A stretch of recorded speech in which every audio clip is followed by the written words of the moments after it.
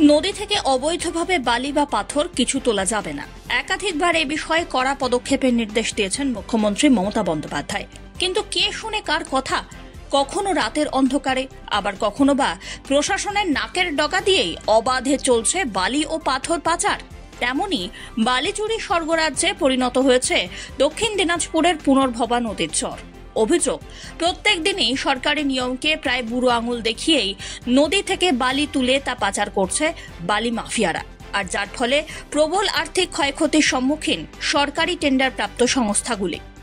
Tender পাওয়া সংস্থায় কোনো রকম লভ্যাংশ না দিয়েই প্রকাশ্যে বালি পাচার করে চলেছে বালি মাফিয়ারা। ফলে বড়সড় প্রশ্নচিহ্নের মুখে প্রশাসনের ভূমিকা। দক্ষিণ দিনাজপুরের গঙ্গারামপুরের মাহুর কিসমত এলাকায় পুনর্ভবা নদীর হরিতলা ঘাটে বালি তোলার বরাত পেয়েছেন পূর্ব বর্ধমানের একটি সংস্থার কর্ণধার।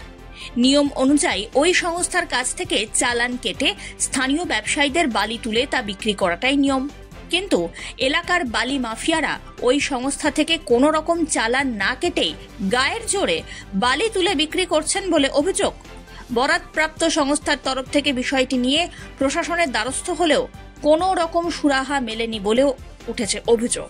আমি দক্ষিণ দিনাজপুরের পুনর্ভবা রিভারের উপরে 3টে ঘাট সরকারিভাবে অকশনে পাই।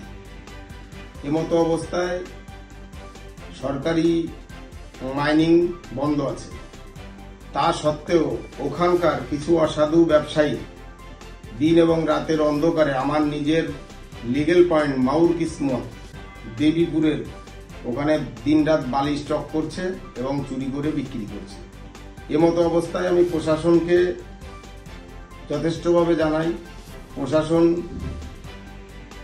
কিছু হেল্প করছে, যখন প্রশাসন যাচ্ছে তখন প্রশাসন গিয়ে গাড়ি দেখতে পাচ্ছে না।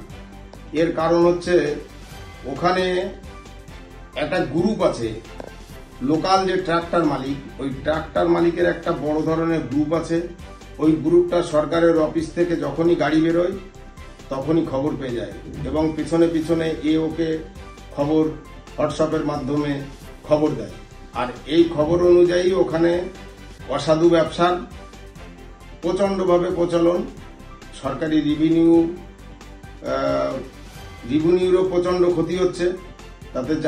যাতে প্রশাসন আমাদেরকে এই চুরিটা বন্ধ করে এবং আমাদের ঘাট সঠিকভাবে পরিচালনার জন্য যদি আমাদেরকে সাহায্য করে তাহলে আমরা খুব উপকৃত হতাম। সরকারিভাবে নিলামে ওই ঘাটের বালি তোলার টেন্ডার পেয়েছে স্থানীয় এক ঠিকাদার সংস্থা। ন্যায্যভাবে কোনো রকম রয়্যালটি দেওয়ার তো দূরের কথা, এমনকি সামান্য চালান না কেটেই বালি তুলে এইভাবে বিক্রি করে দিচ্ছে মাফিয়ারা, যার ফলে চরম বিপাকে পড়েছে ন্যায্য মূল্য দিয়ে সরকারিভাবে টেন্ডারপ্রাপ্ত সংস্থা। এ বিষয়ে জেলা ভূমি দপ্তরকে জানিয়েও কোনো রকম সুরাহা হয়নি। স্থানীয়রা জানাচ্ছেন, এলাকায় বালি মাফিয়া চক্রের নেটওয়ার্ক অত্যন্ত সক্রিয়।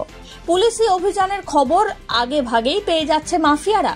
অগত্যা অভিযানে যাওয়া সত্ত্বেও খালি হাতেই ফিরে আসতে হচ্ছে পুলিশকে।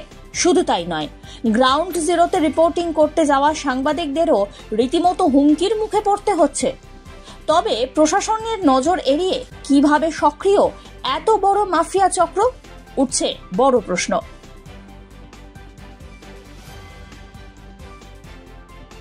Bureau report, one India Bangla.